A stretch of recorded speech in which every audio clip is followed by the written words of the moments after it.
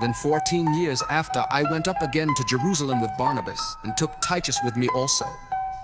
And I went up by revelation, and communicated unto them that gospel which I preach among the Gentiles, but privately to them which were of reputation, lest by any means I should run or had run in vain.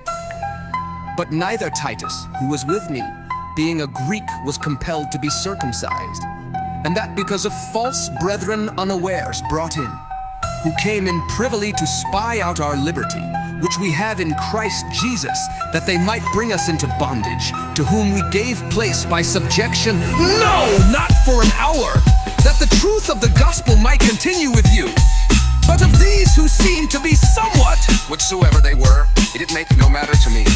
God accepteth no man's person. For they who seem to be somewhat in conference added nothing to me, but contrariwise, when they saw that the gospel of the uncircumcision was committed unto me, as the gospel of the circumcision was unto Peter. For he that wrought effectually in Peter to the apostleship of the circumcision, the same was mighty in me toward the Gentiles.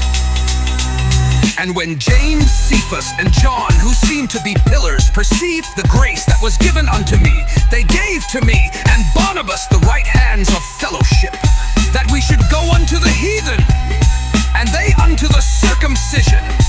Only they would that we should remember the poor, the same which I also was forward to do. But when Peter was come to Antioch, I withstood him to the face, because he was to be blamed. For before that certain came from James, he did eat with the Gentiles. But when they were come, he withdrew and separated himself, fearing them which were of the circumcision.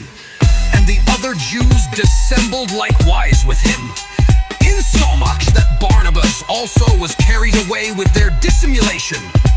But when I saw that they walked not uprightly according to the truth of the gospel, I said unto Peter before them all, if thou being a Jew, livest after the manner of Gentiles,